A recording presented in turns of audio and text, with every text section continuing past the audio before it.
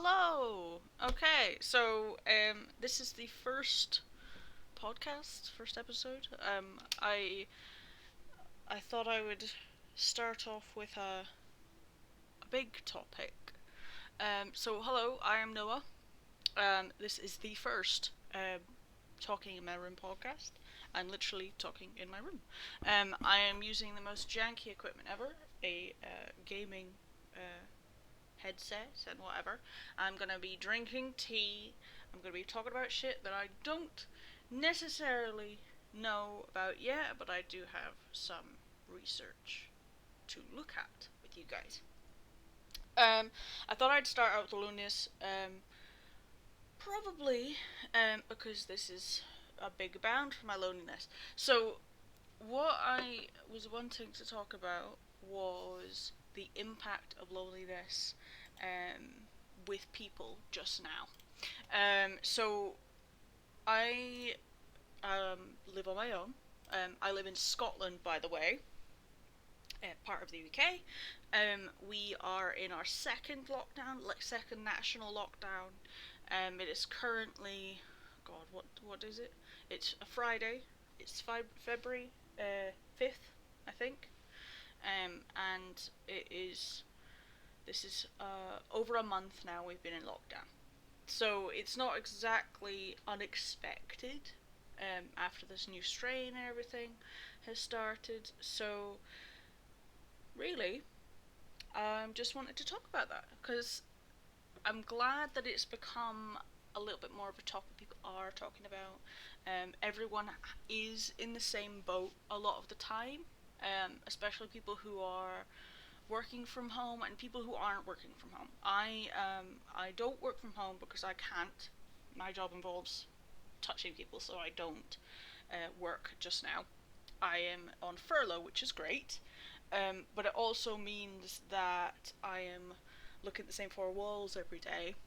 I don't have somebody else to talk to face. I've got into talking to people online a little bit more, which has taken me out of my comfort zone fairly, like a lot. I've gotten into video games a little bit more, not that I didn't before. I've gotten into shows I've not gone into before. Basically, trying to roll the ball up the hill, but never addressing the loneliness issue. Okay, so hopefully, if this works, let me just check if it works. Yep, okay, doke. So you can see what I'm looking at here. I've pulled up a lot of random articles, some on the NHS's approach to some charities, and then I've picked up a single scholarly article about the trajectory of loneliness, because I thought we could have a wee look at that last. If I remember, because I picked up the sources, the URLs or whatever, I'll have put these in the description or whatever if I can, but if not, they are. It's basically the NHS website for people who are listening, because I think I can put this on a podcast website, I think maybe. Cigna website, some more, and then I've just gone straight for Google Scholar. It is the trajectory of loneliness in response to COVID-19. Okay? So, basically, everyone is in the same effect. Now, this, what I'm looking at right now, it's about older people, because sadly, a lot of people, and I know a few older people who can't leave the house and haven't been able to for over a year, which is an insane amount of time, almost a year, I would say. I think one of them was told to stay in at the end of February, so it's coming up to a year. But you can't have a hug, like, it's insane. I think a lot of people are being quite reckless in the way they're doing things, and I'm not going to point fingers at a generation because that's not what we're talking about. But there's a lot of people who don't see the seriousness of it, or they haven't seen it in the past. A lot of people have gone back on what they've said before. Obviously, opinions change, opinions evolve, and I think that's important to understand. That somebody who said at the start of this all, oh, they're blowing it out of proportion, or they didn't believe it was, the whole flu thing was quite big. People were saying, "Oh, it's just like the flu. Why is everyone getting so serious?" But it's not like the flu, obviously. A lot of people have died at this point, and a lot of people who have said that, I know anyway, have gone back on their word and said, "I can't believe I said this," or whatever. They've apologized, that sort of thing. Apologies do help. My cup of tea. So, we're gonna have a wee look here. So it says older people are especially vulnerable to loneliness and social isolation when it can have a serious effect on health. But there are ways to overcome loneliness as if living alone you find it hard to get out. Yeah. So there was a big thing, especially in the UK a couple years ago, about loneliness in adults anyway. And I'm talking adults as in like over 75, over 60, like older people. So older people sometimes, especially if they haven't had kids, but a lot of the time, even if they have had kids, and they expected them to be a bit more around, um, obviously generational divides and all that, when they were children, they always had that in their head that they would look after their parents. But I think these care homes and carers and stuff, which is great, they've come into a bit more of a normal situation, which I'm not in any way saying that if you want to go in a home or if you have put somebody you care for in a home, it's not a bad thing. But it's just not what they used to do. Let's just say it that way. So what I'm saying is that a lot of people don't look after their parents like their parents looked after their parents, if that makes sense. So there's not a lot of social interaction, and especially with the way that the medical science is, people are living longer than people expect. So they might not even be healthy, um, and even if they are healthy, that's even worse, because they're healthy enough to do their own things, and they just want some company, you know. And I think that makes a big difference. If you are, like my father, he's only 65, and I say only because that's not old, you know. 65 is not an old person. I've never thought of 65 as old, but I very much doubt he's gonna rock off at any point in the next 10 years. I think he'll be here for a while. And then you see people who are in their 50s and they're not doing so well, and you think, oh well, they also might be here for the next 10 years. But what is that? You know, they're gonna not feel good for the next 10 years. I'm getting on to another subject, but loneliness is massive. Especially older people don't want to reach out because they're the ones that were born just after the war, or I think a few of them were born during the war. Trying to think how long ago that was now, but that is a hell of a long time ago, and there was a lot of like pick yourself up, do it yourself kind of situations. So now that they're needing to ask for help, they don't want to, and there's a lot of people that have got into the wake up phone calls. I know that that's happened in the recent future, the recent past. People have gone into this whole, I don't want someone to come around to my house and talk to me because I don't want to feel needy, but I still would like to talk to someone. So they can phone phone service to then get them to talk to somebody. It could be a younger person, it could be the same age kind of person, and you can just talk for hours and hours and hours. I know it's not exactly the biggest thing that people ever use, but I think that's important. So let's have a wee look down here. So they're talking about coronavirus advice on how to keep company while isolating. Um, they're even going down to just say even smiling, even if you're going past somebody in the street, smile. Which obviously you're wearing a mask, so it's harder to tell. And I think in the UK, honestly, it's something that people do tend to do anyway. I know in other countries it's a bit like, oh, do you know me? Why are you smiling at me? Or saying hello or whatever. It's weird. So now they're just talking about how, like I was saying, the elderly line, silver line as they call it. Um, so you can talk to somebody. They're talking about FaceTime and Facebook and Twitter and trying to get people online, which I think completely changes the way, because you could be completely alone and not have any friends, and then you could log onto a computer and find all these people. You could find somebody who you may have been friends in the past with. You can find a new friend. You can find all these sort of stuff. They're talking about community activities, which you can't do just now, but that sort of thing. You can have a diary, stay connected. So, ooh, that's quite good. You can basically, what they're saying is you can just fill a diary with all the things you plan to do, or all the things you have done, and it makes you feel less lonely because you can rethink about it. You can go and travel, help, and you can go back to university. You can do volunteering, you can do everything, which is quite sweet that they've added a lot of these things in. So now I'm going over to the greatcommunities.com. I think it's Australian, this one. So they're just talking about how loneliness affects people.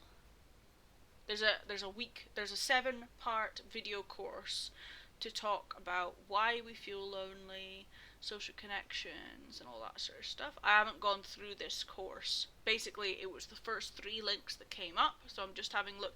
Because honestly, if I was alone, completely alone, I would just type into Google loneliness or how to deal with loneliness. I think that's mostly what I typed in, and then I would pick the first few results. A lot of them there were ads for things, which I think is quite scummy, in my opinion anyway. But things like this where it seems free, yeah, where it's just a 7-part course on how to deal with it, which is quite sweet. So that is the greatcommunities.com/EU, I think. Yeah, .com.eu. AU. Anyway, so we've gone on to Cigna. I know they are a charity for like people, just like generally. So this is talking about chronic loneliness. So people who are either isolating chronically, like as I said, a lot of people have needed to isolate for a very long time now, because they are autoimmune suppressed or whatever they say, if that's how they say it. And I think that's a big thing where you could be young and have an autoimmune disease. You could be going through chemo. You could be doing anything, and you don't know about a person until they turn around and go, oh, I can't leave the house. I'm sorry. You don't think about it. So we're talking about chronic loneliness. If you have feelings of loneliness and uncomfortable social isolation going for a long period of time, it's characterized by constant and unrelenting feelings of being alone, separated or divided by others, and an inability to connect on our deeper level.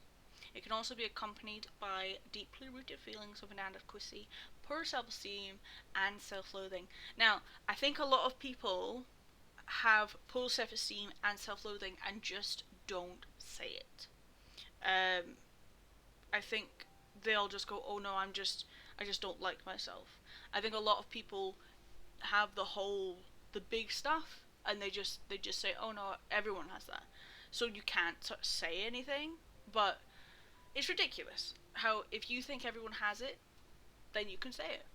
You know, a lot of it comes from um, media just not covering it. So I'm glad now they're talking about loneliness a lot more, and they're talking about body images, and even things like, I think it's become a bigger issue now but the covers of magazines. I know when I was younger, everyone wanted to have like big arms, like they wanted to be quite like cover model ready, big and butch and whatever.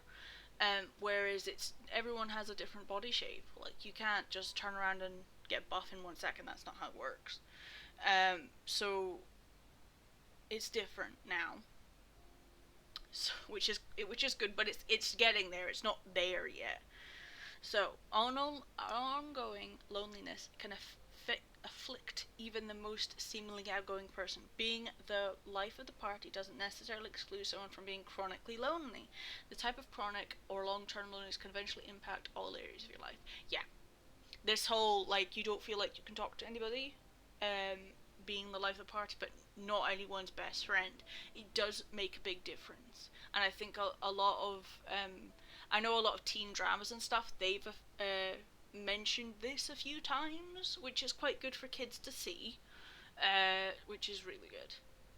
Chronic loneliness signs can differ, symptoms and signs can differ depending on who you are and your situation. If you consistently feel some or all of the following, you may be dealing with chronic loneliness. Okay? So, saying the inability to connect with others on a deeper, more intimate level. Maybe you have friends and family in your life, but engagement with them is very surface level. Your interaction doesn't feel connected in any way that is fulfilling, and disconnection seems never ending. So that's what I'm saying about you feel like you have a lot of friends but not a best friend, or you have a lot of acquaintances, people you know. I'm just gonna have a sip of my tea. Mm-mm. So they're saying like you might know somebody and everyone else knows this person, but you don't know them. You just know their name, you know that they are like the life of the party or what they do or whatever, but you don't know them and they don't know you, and it's just not how the friendship works with that person. Some people don't like to be vulnerable and don't like to know people on a deeper level because it makes them vulnerable to knowing more about that sort of thing. And that's completely fine, but there comes a point where if they turn around and say, oh, I would like more to know more about you, or if they then turn around and say something that is vulnerable, then it becomes this giant thing. I'm not saying you should be vulnerable with everybody. I'm saying that if you can confide in one person and you feel like that's enough, then that's enough. That's what I'm saying. So, saying no close best friend, that's what I said. You have friends, but they're all casual friends or acquaintances. You feel like there's no one who truly gets you. Yeah, yeah. So, overwhelming feeling of isolation, regardless of where you are, who's around, and you can be party surrounded by dozens of people, and yet you feel isolated, separate, and disengaged. At work, you may feel alienated and alone. Same on bus, train, or walking around a busy street, but if you're in your own unbreakable bubble. Yeah. I think a lot of people, and I'm not going in because I have this experience, but I link a lot of people who have like autism and certain other uh, what's the right word to use? Difference in thinking is probably the best way, because I'm lumping myself in the dyslexic side of this, because this is how I read. Um, I always think completely different from other people. So if somebody turns around and says blah blah blah blah, I always think I have to move everything around. Not that I'm lumping myself in with that kind of people, but you know what I mean. People, if they don't get you, it feels like you can't become better friends with them. You can't be vulnerable with them. It's a completely different way of doing things in your head, so you feel like you can't do anything with them. Um, I think a lot of people do feel the same way. Negative feelings of self-doubt, self-worth. Does it feel like you're always less than enough? The feelings of long-term or other possible symptoms of chronic loneliness. Yes. So this can be the whole what would be the best way of saying this? The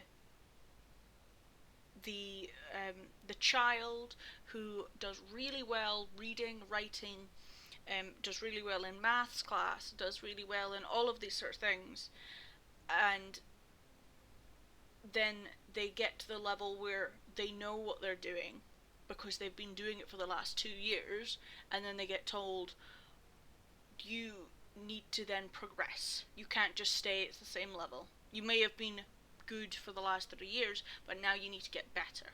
And I think that's changed a lot of people's perceptions on who they are. If they then do something and fail the first time, they feel like they're never going to be able to do it again, you know? And I think it's changing slightly, but not exponentially, definitely not. But yeah, that's one of the big ones, just not feeling like enough constantly. When you're trying to connect or reach out, it's not reciprocated and you're not seen or heard.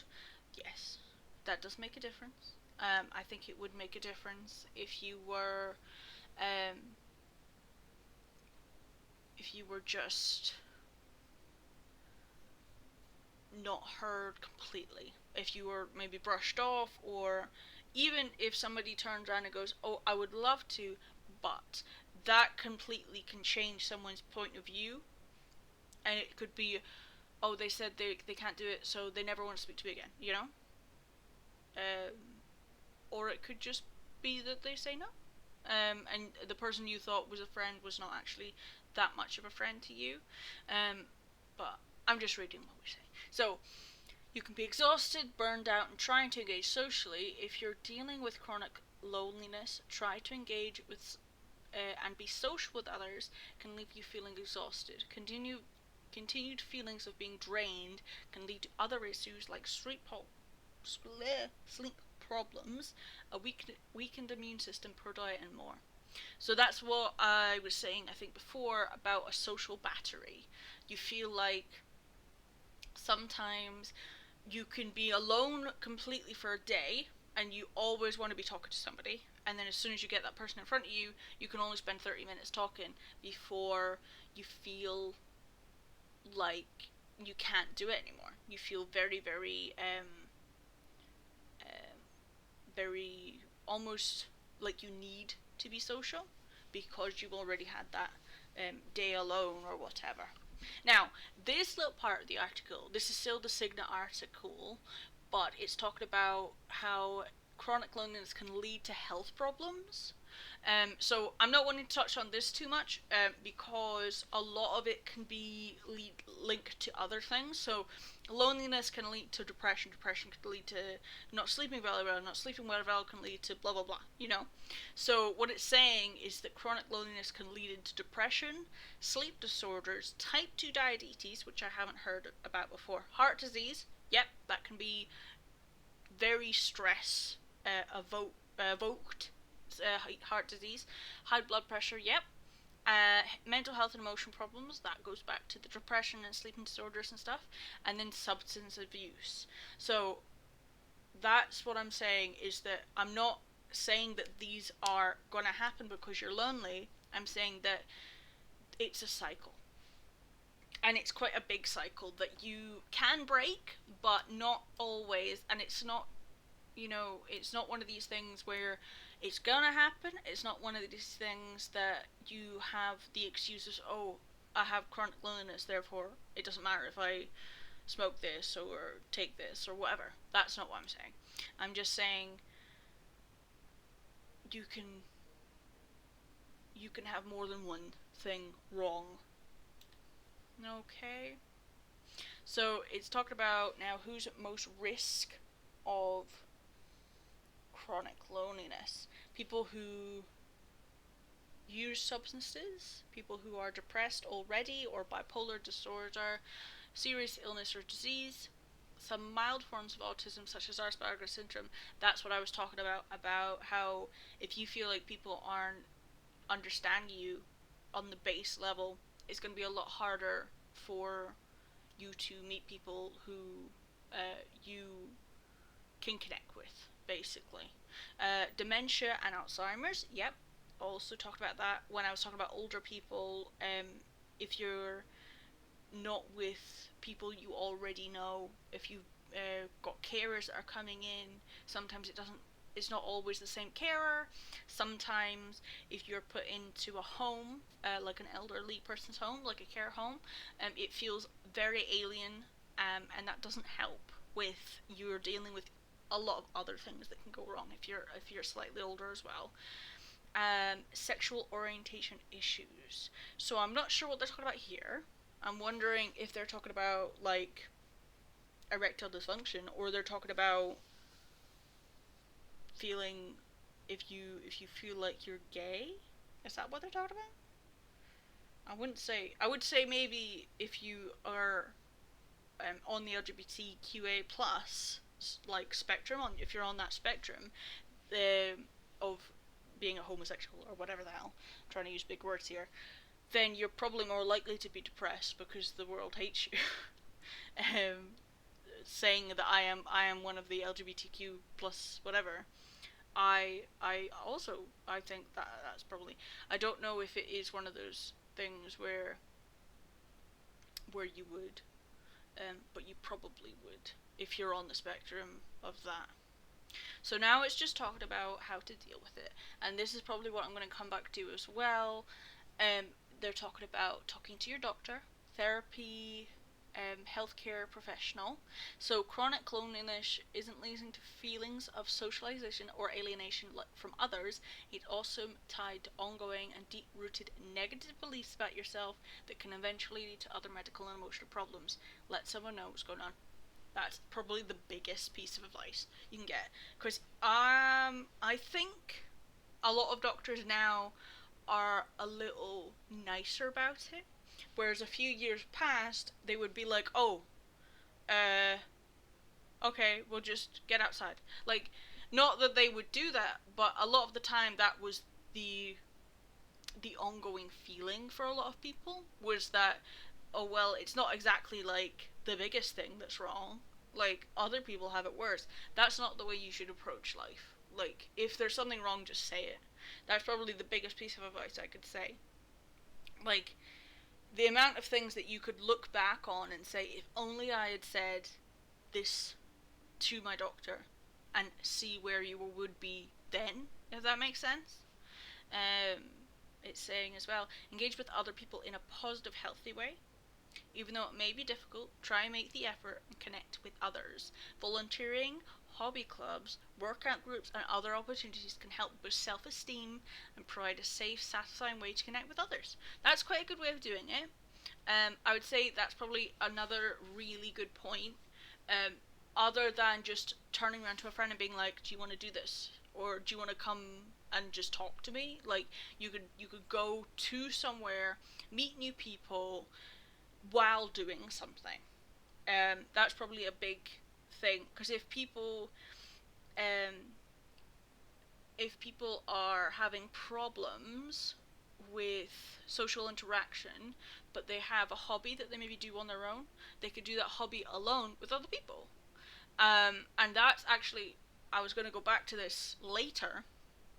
Zoom and online gaming, that sort of stuff. That's helped me a lot personally with loneliness, because I'm on my own. There's no way for me to get to any family member and even talk through the window without getting on a lot of public transport. So I'm not going to do that. I find that quite irresponsible to do that. Not saying that people who do that are irresponsible. I'm just saying I wouldn't do that myself. So things like hobby clubs, it doesn't even need to be face-to-face contact. Like, people don't need to see what you look like. I've also joined a few Discord groups for certain things I like. Like, I've been playing Among Us a lot. I've been playing a few online games. I got into Minecraft for the first time, which is quite good. That sort of stuff. You can kind of fall into friendships that way, even if it's just for 10 minutes, and then you never see that person again. And it's a good practice. I was finding that a lot when I was younger. I would go on Omegle, which is not the best place to go when you're younger, but when I was like in high school or whatever, I would go on there and just talk to random people. They could be from all the way around the world, you know? And still, I'll go on, and I can't remember which one I go on now, but it's something like that. You go on and you just talk, and they think you're interesting, you think they're interesting, you just talk, you know? and it's quite nice. So it's going on again to say get some exercise in sunlight, which is the biggest thing people, they'll hear, oh, like if you want to feel better, go outside, and then they'll go, oh well, I'm never going to go outside now because they said that. But honestly, if you um, if you go outside, if you just have a wee walk around the corner, even just around your house, and you go back in, it makes you feel better. Um, doesn't make it go away. It doesn't make it. It doesn't pressure you to do anything other than leave the house. Like you can get up, get dressed, leave the house, come back 5 minutes later, and you've done that. You've done your task of the day. Um, like they'd say the number one thing you should do in the morning is make your bed, because that's the one task you've completed in the day. And I think it was some guy, American Army man or whatever the hell, was saying that that's probably the best thing to do, is just finish a task, and then once that task is done, you know you've done your one task for the day, and you don't need to do anything else. But because you've already done your one task, the next task is simpler, you know? You can make a cup of tea, you can make some toast or whatever, and you've done it. And because you've done it, you feel better. So it's talking about brain and hormones can boost your mood to improve your sleep. Um, I wouldn't necessarily go out for like a run, like immediately after being at home for like 3 weeks or over a month or whatever, because you don't want to hurt yourself. But I have done the thing where, because we're only really allowed to leave the house once a week to go shopping, but you can leave the house every day. You can leave the house and go for a walk or whatever. So I specifically go to the furthest shop away from my house walking, because I don't have a car, and I feel a lot better once I get home, because I've travelled quite a distance. I've travelled about a mile and a half going and coming back, and I'm not always like big smile on my face, and I'm not always exactly happy about it, because I could hurt my legs, I can like be cold and wet and miserable, but I've done it. Like as I'm putting all those groceries away, I'm like, okay, that's the other task of the day done. I've done my bed, I've gone and got food, and I've left the house. Like that's quite a big thing. And it's also talking about support groups, chronic illnesses, side effect of other issues, such as substitutes, loss of a loved one, which is another topic, loneliness from a divorce or breakup, a chronic and isolating illness. Receiving some more support and encouragement from others who may share similar feelings could help ease symptoms of chronic illness. That makes a difference. So I have never been in a support group like that before, but it is, I've heard, quite good. Even if it's not like a monitored support group, if it's not like something the doctor has set up for you or whatever, even if it's just a group of people who've maybe never met each other online, who post about, I've done this today, why don't you try the same thing, or I know a lot of people who have lost people in this pandemic have then made support groups for losing a loved one, and then they just maybe they'll post something about how today I went on the walk that we usually walk, or it's nice, but it's not pressuring you to do then something else, which is quite sweet. I quite like that sort of thing. Okie doke. So I'm on the NHS website for feeling lonely. Just this was the number one thing that came up on my Google search. So it's specifically from the NHS website about feeling lonely, and immediately it comes up with who to talk to. You've got Anxiety UK. What I'll do is I'll put a few of these in the description, and I'll see if I can find similar ones for international. I'll see what I can do. So one of them is Anxiety UK. It's talking about anxiety conditions, bipolar, CAM, which I've heard mixed reviews from CAM, because a lot of their helplines aren't. There's a lot of people on there that aren't therapists and I haven't been trained very well, so I wouldn't necessarily say go for CAM. Men's Health Forum, which I've heard quite good reviews about, and it's all men based, so there's not the pressure to get that, what's it called? And be hyper masculine and bottle your feelings up, because that's, it's 2021 now, and I know people say this now, but masculinity is every man who is a man who identifies as a man is masculine. I'd sound like a wee sissy girl, but I identify as a man, so I am masculine in my own way.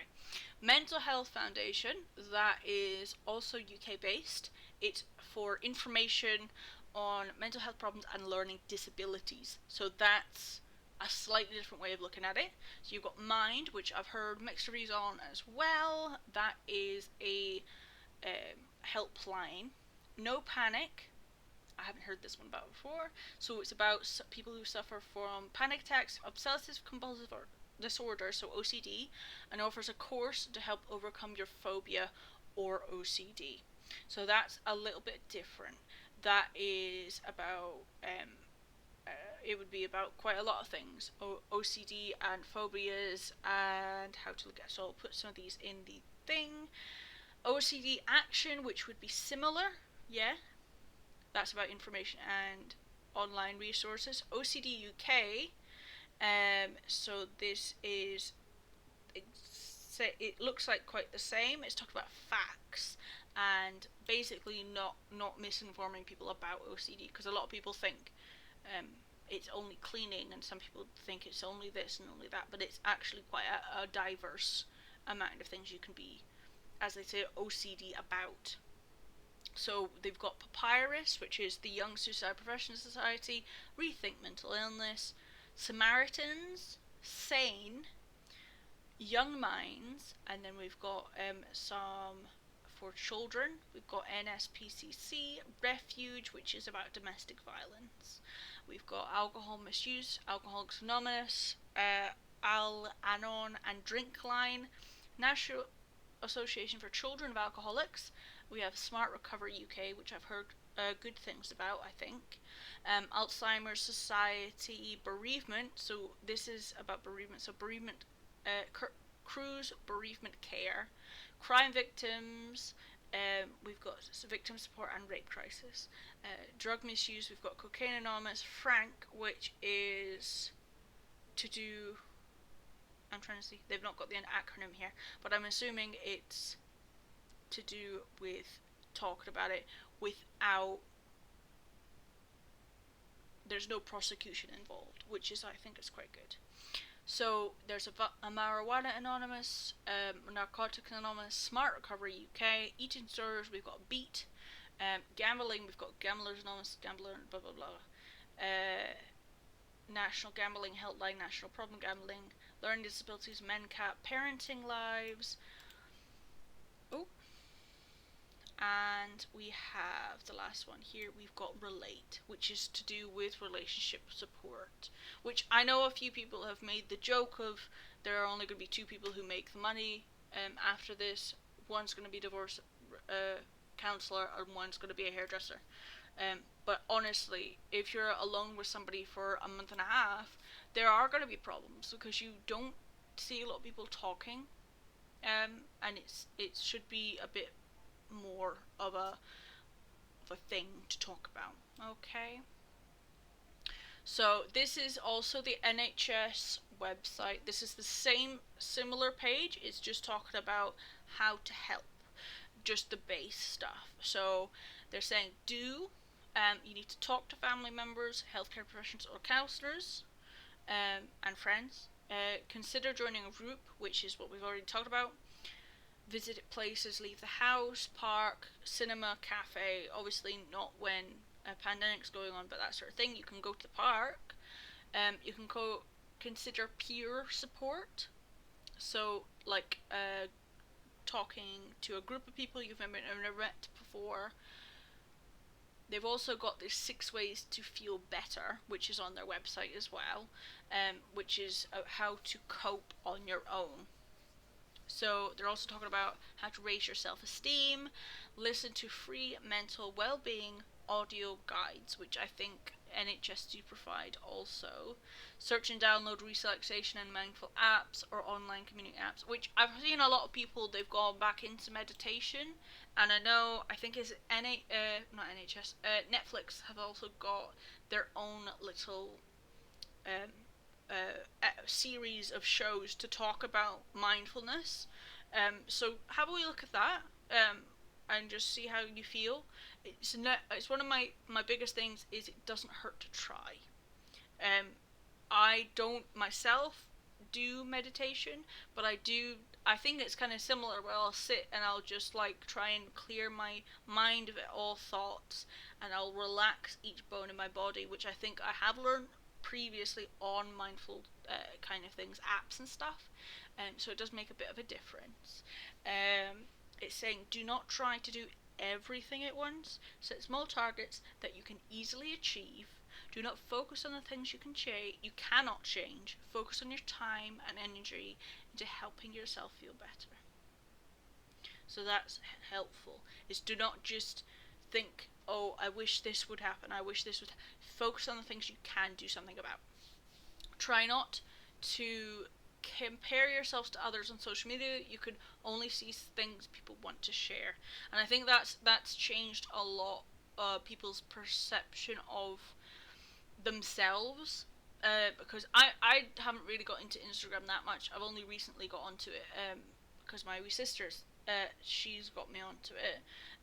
But things like you'll see people, especially people who are like fit Instagrammers. I think that's the thing. Like sports people, they look amazing constantly, and I think a few of these like photo challenges have kind of changed people's perception of that, because you'll see somebody say like they're about to go on a hike. I think that was the big one, the woman that was about to go on a hike, but it was actually her back garden, and it's just your perception of the photo. You always feel like, oh well, I haven't done that today, therefore I'm not good, which is bad. Number one. So I stick with the fact that everything you see on the internet is fake. Up until a point, it is fake. Even the photos I share, I always think I posted a photo for New Year's, and I specifically I was like I'm going to get dressed up for New Year's, even though we are stuck in our houses, um, just to post pictures. And I wouldn't have done it so otherwise, you know. I put on a new shirt, all this sort of stuff, and I wouldn't have done so otherwise. I specifically bought the shirt for a Christmas party for work that we never went to. So it would still be in the box if I hadn't, decided to be fake on the internet, and I think that makes a big difference. Try not to tell yourself that you're alone. Many people feel lonely at some point in their life, and support is available. You're never alone in being alone. And I know it's one of these things that is said a lot, but especially now, people are listening to you. If you turn around and phone someone out of the blue, they're probably, like, don't hold me to this, but they're probably going to feel the exact same thing as you. They're probably going to feel like they're staring at the same four walls every single day.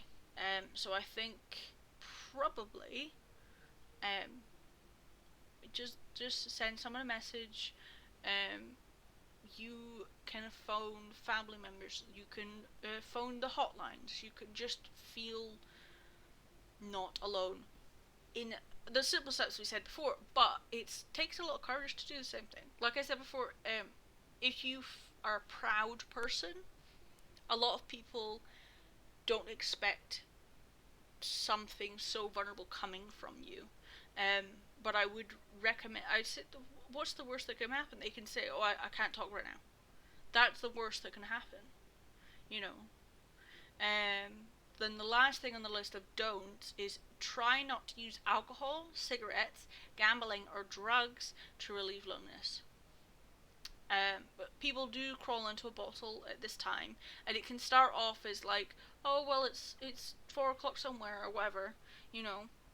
And a lot of people have been drinking a lot in lockdown, especially in the UK. I've seen a lot of people saying, I've never bought this much alcohol in my life, and it's not good. I've seen a lot of people say, can you please not post so many talking about your drinking? Can you please not post so much about this? Because I'm trying not to do that. Last lockdown, I did. I thought, well, everyone else is doing it. I'll buy a couple bottles of wine. Those bottles were finished by the end of that day. And it wasn't fun, and it wasn't nice, and I felt really shit afterwards, honestly. And so I've been very careful, and I've only recently I went out and got some cans of alcohol, um, and I'm very going to be very sparing with it, and maybe only have one a week, if that, or a couple a week, um, to do certain things. So it's not good to just completely cut everything out if you are used to doing certain things. If you smoke normally, I'd say probably best to quit that anyway. It saves money, saves whatever. But I'm not turning around and say you can't just continue your life as normal beforehand. Just be aware.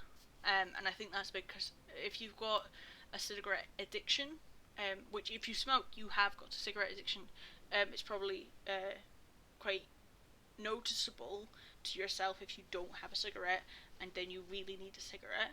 But don't contribute to that by getting addicted to something else unknowingly. I think everyone has the same idea with cigarettes, is if they started, they'll say, oh, I can quit at any time, and then they try and they can't. And you don't know until you try. As I've said before, you don't know until you try. The worst thing that can happen is you fail. It's not the worst thing in the world to fail. Okay, so the NHS website we're still back on, it's talking about who to call. So we're going back to the same place. You should really phone your GP if you have problems with your mental health, loneliness, and all this sort of stuff. Oh, okie doke. There we go. Okie doke. So now we're on a scholarly article. I think I'm very smart here. Never mind. It's talking about the trajectory of loneliness in response to COVID-19. Now, I'm thinking this is going to be the last one we have a wee look at. Just because it is a scholarly article, and I'm just looking at the abstract, honestly. So let me just have a wee look. I'll scan it for a second. Social distancing and stay-at-home orders are essential to contain the coronavirus outbreak. Yes, it is. So this is an American study. Just before I continue on with this, this is an American study. It was done. It does not have a date on it.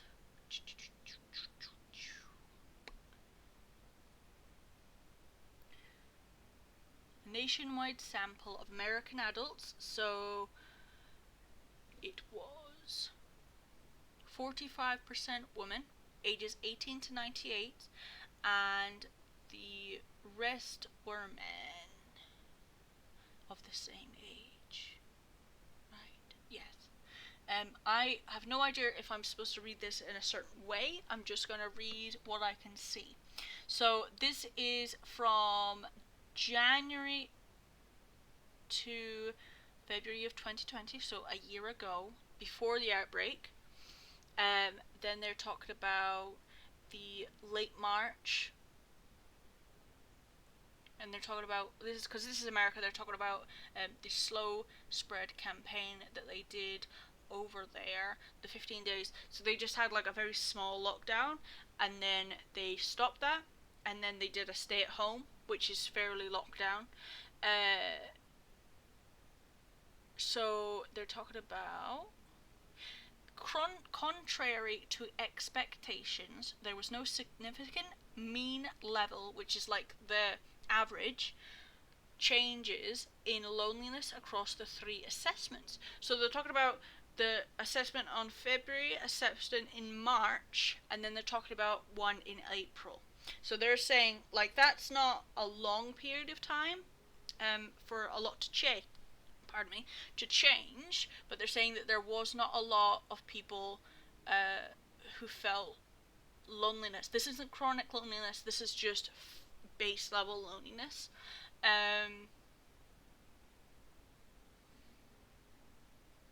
What they're saying is that there's only a slightly higher, so it's like a 0.4. In fact, respondents received increased support from others over the follow-up period. So after February is what they're saying, I think, that they felt like people were talking to them more. Older adults reported less loneliness overall compared to younger age groups, but had an increased loneliness during the acute phase of the outbreak. So this will be talking about April. Their loneliness, however, leveled off after the assurance of stay-at-home orders. Oh, so they're talking about they had a little bit of loneliness during March, and then during April, when they were told to stay at home completely, they felt a little bit better, or it leveled off, so it didn't get any worse. Individuals living alone and those with at least one chronic condition reported feeling lonelier at base level, but did not increase loneliness during the implementation of social distancing measures. So that could be because they were already alone. So they had a slightly higher average loneliness to begin with. And then since they were staying at home anyway, it didn't get worse. Despite some premental impact on vulnerable individuals in the present sample, there are no large increases in loneliness, but remarkable resilience in response to COVID-19, which is nice to see. Now, this is only one study. I've picked out, but I thought because it's talking about how people have lasted through, this is only a few months, but it has made a slight difference in my reaction to it. Let's just say that. So I suppose I would agree with that in some aspects over here, where if you were chronically ill to start off with, you would be at home probably longer, so you might already have gone through that slightly higher chance of loneliness, and then it will level out because you're already alone. Not to say that you should just get used to it, because you can, but maybe they're saying that older people felt like people talk to them more. Maybe people were of the mindset that younger people can do their own thing, but loneliness in adults, and older people, as I should say, adults as in like over 65, that they were reached out to more because they didn't have maybe the computers, they didn't really have a lot of people contact with them anyway, which is, it's quite sweet. It does a bit of a change, a little bit of a change in my reaction to that. So we're just going to go back to the topic, because we were talking about the topic, but you know what I mean. So I think that has changed my view on things. What I'll do is I'll put, I'm putting this on YouTube first anyway, but what I'll do is I'll put the links in the description so you can have a wee look, and also some links to those helplines as well for people who need it. So I've enjoyed doing this. I'm thinking of other topics to do. I literally figured this out this morning, so I'm going to go and do my weekly Zoom meeting with the family, which is why I'm in the mood to talk about this. I think that eventually, once we all get vaccinated, we all get better, we can then leave the house, we can then feel a little better. But I think it's something to think about constantly. I think it's something to think about out with the pandemic, that a lot of older people are feeling lonely, a lot of people who are single, live on their own, and work constantly do feel lonely as somebody who does that. I don't know what to do with my days because I'm not working, which I think makes a difference. So I think that's going to be a lot more in people's minds in the future, which is good. I always do think that's quite good. Okie doke. So, I will see you in the next podcast. You can like and subscribe or whatever.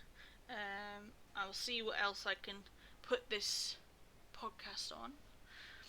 First ever one. Okie doke. So I was Noah, and you guys have a lovely, lovely day. Okie doke. Bye.